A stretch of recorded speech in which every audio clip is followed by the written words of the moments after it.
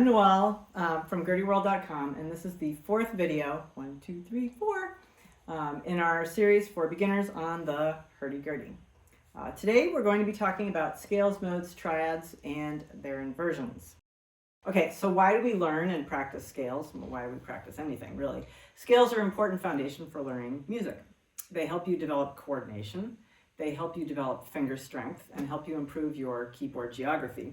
If I keep practicing scales over and over again, I'm going to know where my notes are on the keyboard without having to look down all the time, which is kind of important for this instrument. Scales also help you to develop a strong sense of rhythm, articulation, and speed.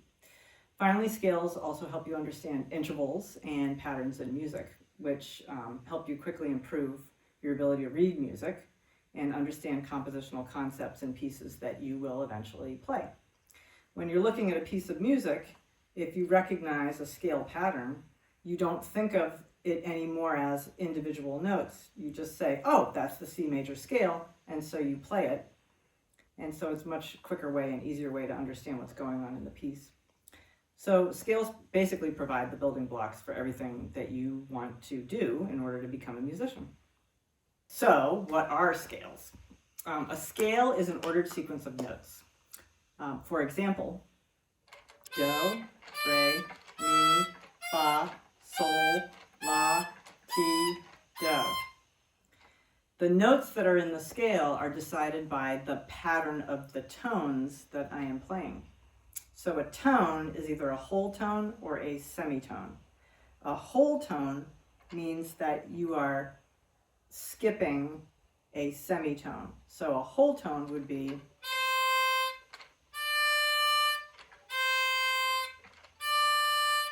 a semitone means that there's no skipping, nothing in between.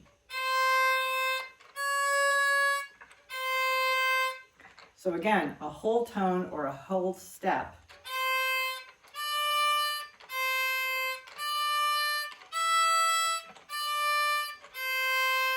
a semitone or a half step is a chromatic.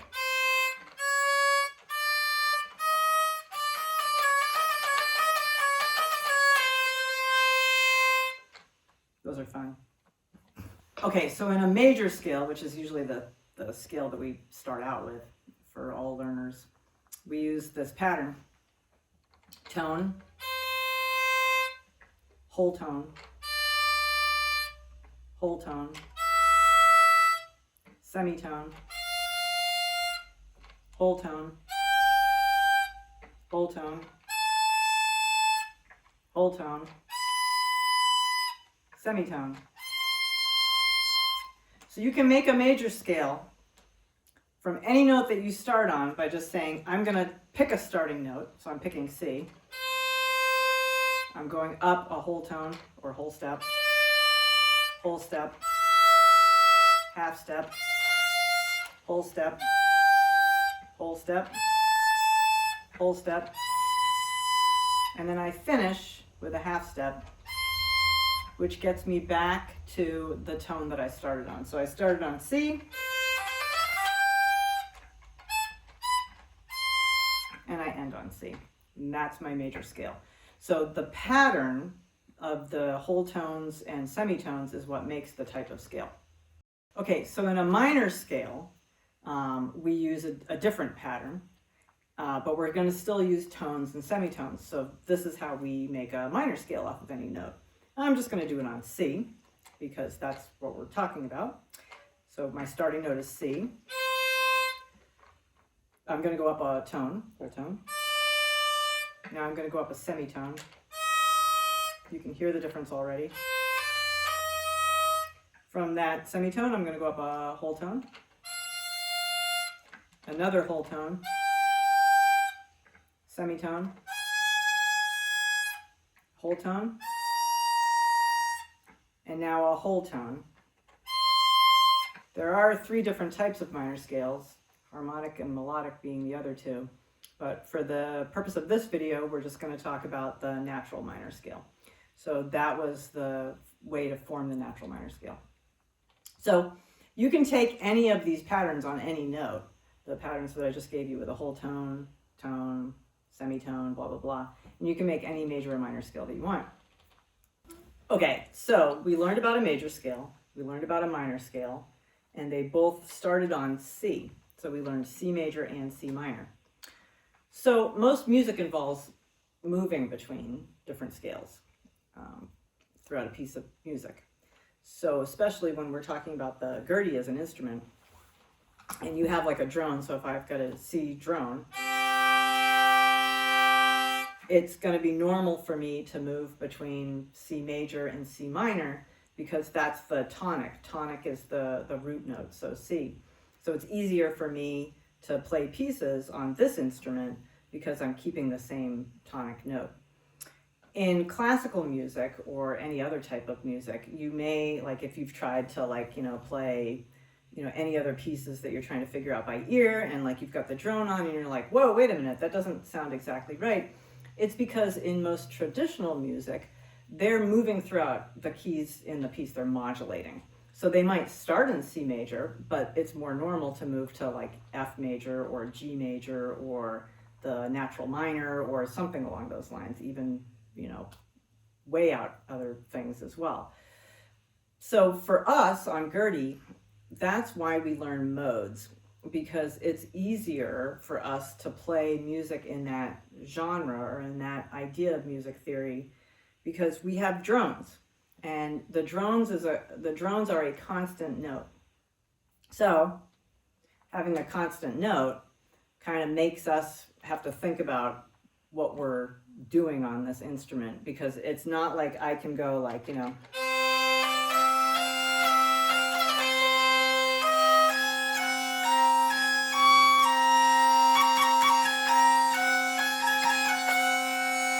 it just sounds kind of pitchy and weird, right? I mean, some people might think, oh, that sounded pretty cool.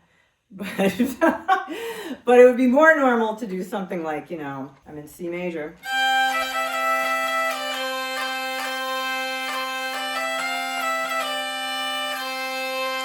And now I'm going to move into C minor.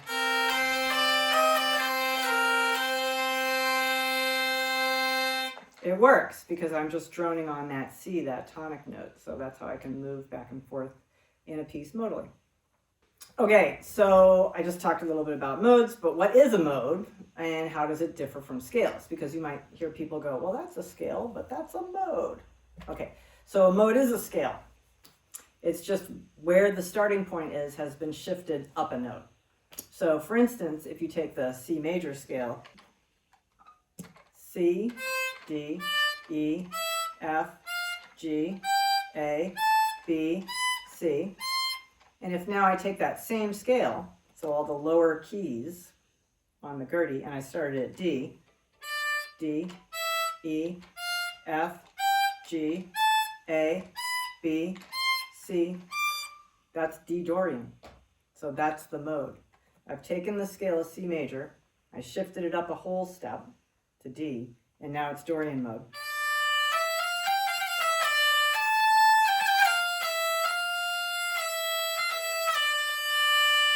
Completely different sound. Same scale, but now it's a mode. There are 7 basic modes for each note on the Hurdy-Gurdy. Lydian, Ionian, which is the major scale, Mixolydian, Dorian, Aeolian, which is also the minor scale. So in our case, C major would be Ionian, C minor would be Aeolian, then Phrygian and Locrian. If you want to change the feeling of a song, you can move between the 7 modes while continuing to drone on the same notes. So this follows what I was talking about before. So I've got my C drone, C trumpet. So if I'm in C major,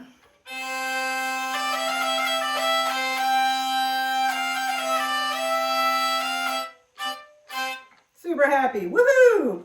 Now I'm gonna go to Phrygian.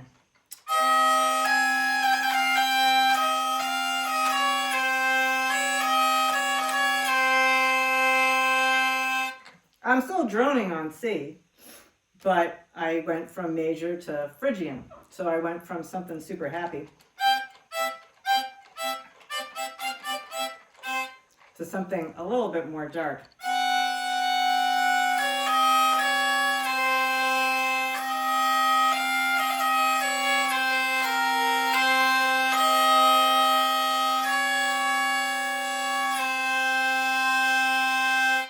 Okay, so recently Max and I made a scale book. Max actually did most of the work, but I just yelled at him the entire time. Okay, so we included a scale book in the description, writing out all the major and minor scales as well as the 7 modes that we've talked about. So now we're going to start playing them. So the easiest scale to start with is, of course, C major, which we talked about before. The C major scale uses no accidentals, so it's all on the bottom row. And because you're in C major, you can use your C drone and your C trumpet. I'm just going to use the trumpet for now. So fingering. In the scale book, it has all of the fingerings, and this is really important because you want to develop patterns in your scales with the same appropriate fingering, because it's going to match things for when you're playing pieces. And like, again, you're going to be playing in the key of C or C minor, and you're going to see those patterns and you're like, okay, I already know how to do that because I've been practicing the scale and the pattern. So the way that it works is that you've got your 4 fingers, 1, 2, 3, 4. And you're going to start with the 4th finger on C, C, D, E, F, switch to your 4th finger on G, G, A, B, C. We're going to take the drone off.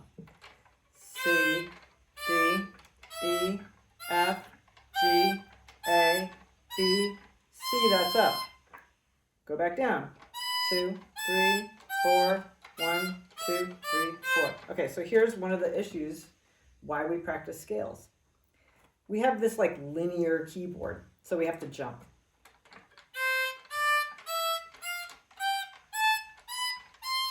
Being able to practice keyboard geography, being able to practice jumping and leaping around without it sounding like this,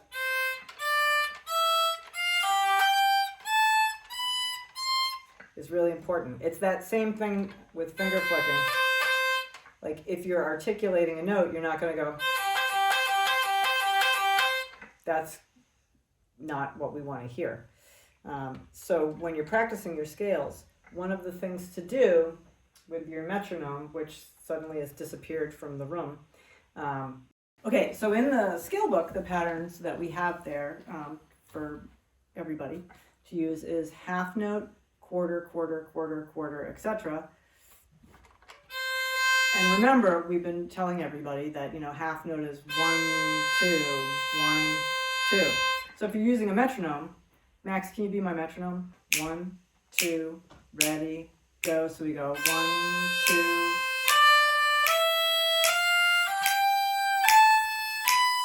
One, two.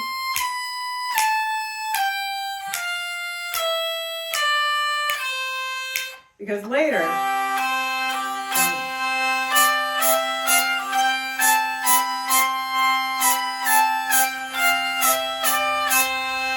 you can use your drone to also keep time.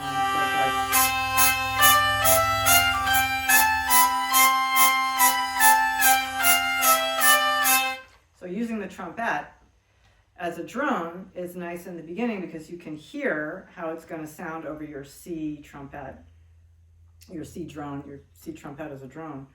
Or once we start learning couping, which will be in the next video, then you can use your couping also to help you as a metronome, because you're going to want to line that up with, the beats and what we're doing on the metronome, so that you can hear your scales. So like 1, 2.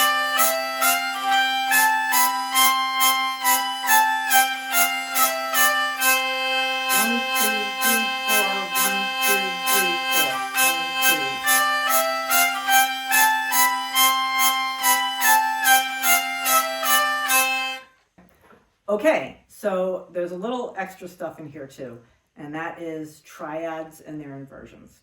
So I feel really important about teaching triads and inversions because in tunes, especially Gurdy tunes, they're patterns, just like scales. And most of the tunes that we have, like...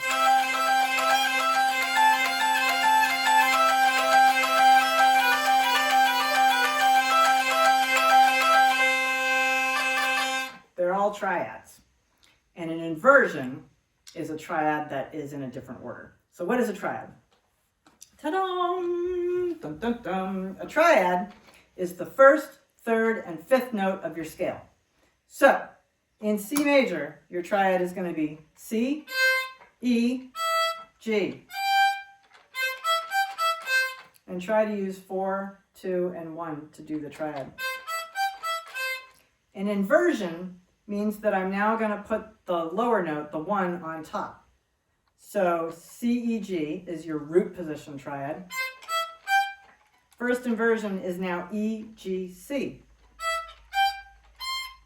Second inversion is now G, C, and E. And then some Gurdies you could do another root position on top, depending on what your scale length is. Now, why is this important? Because if you kind of feel the position of those triads,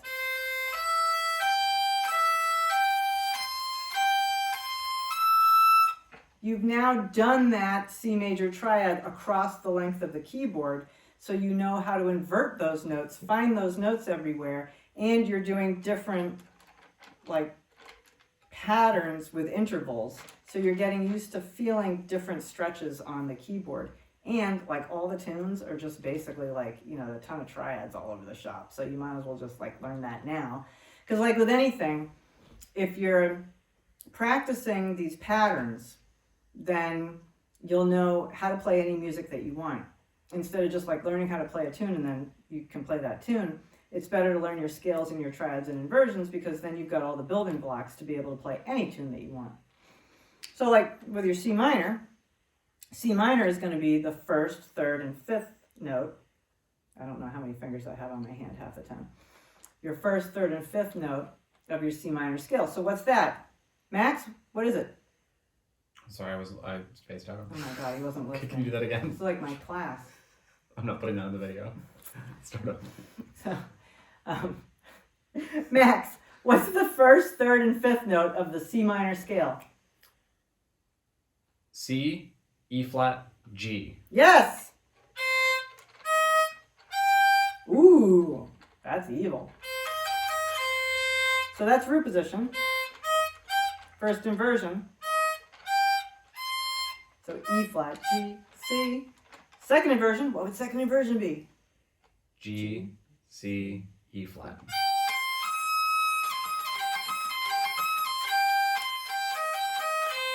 Ooh, you can make a little song just off of triads and inversions. And that's the reason why it's important to know them. Because you can make a little song off of it. And then you walk down the scale and there's the other part of your song. So practicing that stuff is really super important. So in the book, the scale book that we have in the description, one of the things that you want to do when you're practicing is play the scale and then look at it and pick out the first, third, and fifth note of that scale. And that will really help you learn what the triad looks like and where it is on the keyboard. Because again, remember, we're also learning to read music in these videos. And so using that scale book, using those patterns and recognizing what they look like on your keyboard and in your music, and then having a one-to-one correlation between that is like super important. Thanks for watching. Don't forget to like and subscribe. And next time we're going to start on the basics of using the trumpet, which will be really super fun. Don't forget to wear your headphones for that one so you can feel like there's lots of banging going on. Yeah, anyway, so that was cool. And if you have any questions about anything, or like there was stuff that we missed, put some comments below so that we know what's going on. Thanks. See you later.